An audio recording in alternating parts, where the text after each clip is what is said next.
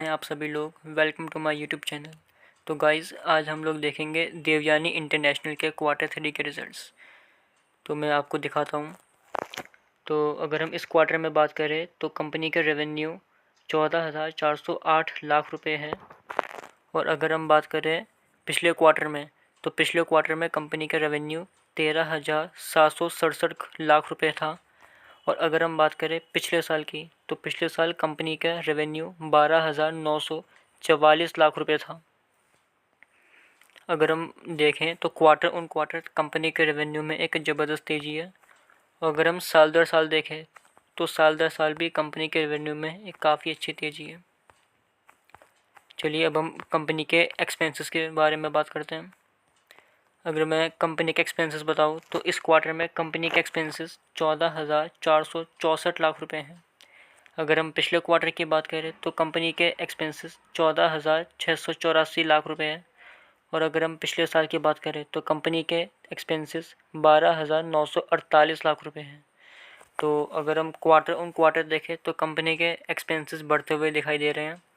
और अगर हम ईयर ऑन ईयर बात करें तो कंपनी के एक्सपेंसेस थोड़े ज़्यादा ही बढ़ते हुए दिखाई दे रहे हैं। अगर हम बात करें कंपनी के प्रॉफिट या लॉस की, तो वैसे तो कंपनी काफ़ी क्वार्टर से लॉस में चल रही है। कंपनी अभी भी प्रॉफिट में नहीं आई है। अगर मैं इस क्वार्टर की बात करूं तो कंपनी का लॉस 109 लाख रुपए का कंपनी को लॉस हुआ है। पिछले क्वार्टर में देखें तो कंपनी को लगभग 240 लाख रुपए का लॉस हुआ है। और पिछले साल की बात करें तो कंपनी को लगभग 75 लाख रुपए का लॉस हुआ है।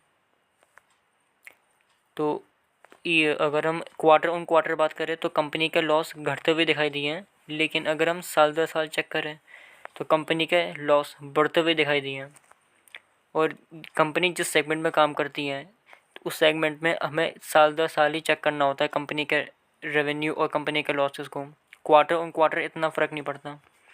तो अगर हम यहाँ पे बात करें तो कंपनी का लॉस साल दर साल तो बढ़ते हुए दिखाई दिए हैं, लेकिन क्वार्टर ऑन क्वार्टर घटते हुए दिखाई दिए हैं। चलिए अब हम कंपनी के ईपीएस की बात कर लेते हैं। तो पिछले साल कंपनी का जो ईपीएस था वो 0 था। इस साल की बात करें, इस क्वार्टर की बात करें तो कंपनी का ईपीएस लगभग 8 पैसे के बराबर है। और पिछले क्वार्टर में कंपनी का ईपीएस लगभग 18 पैसे के बराबर था। तो दोस्तों, आज की वीडियो में सिर्फ इतना ही। मिलते हैं आपसे अगली वीडियो में। तब तक के लिए गुड बाय।